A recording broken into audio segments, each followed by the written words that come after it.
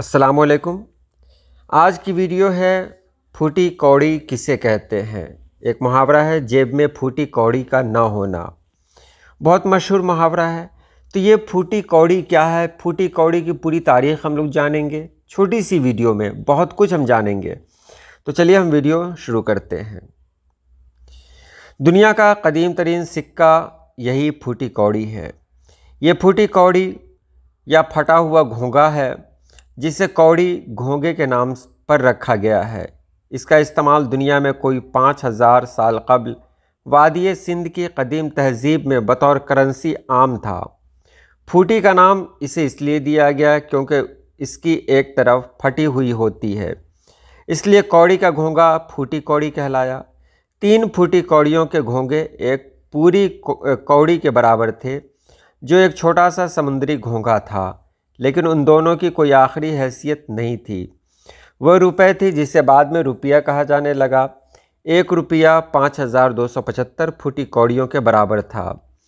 इनके दरमियान 10 मुख्तलिफ सिक्के थे, जिनके बारे में आपको आगे बताया जा रहा है।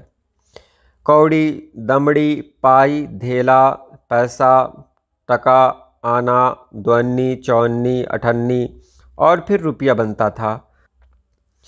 3 फूटी कौड़ी के बराबर 1 कौड़ी हुआ करती थी। 10 कौड़ी 1 दमड़ी कहलाती थी। 2 दमड़ी का 1.5 पाई और 5 पाई का 1 धेला हुआ करता था। 2 धेले का 1 पैसा, 6 पैसे का 1 आना और 16 आने का 1 रुपया था। यानी 1 रुपया 5275 फूटी कौड़ियों के बराबर था। अब सोचें, किसी के पास 1 फूटी कौड़ी थी और किसी के पास 1 रुपया, तो 1 रुपया वाला 5275 गुना ज़्यादा अमीर कहलाता। तो ये कौड़ी के बारे में था।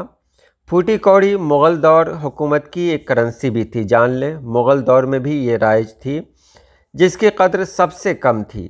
3 फूटी कौड़ियों से 1 कौड़ी बनती थी। 10 कौड़ियों से 1 दमड़ी।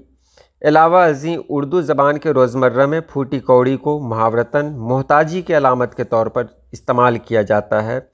यानी मेरे पास फूटी कौड़ी तक नहीं बची।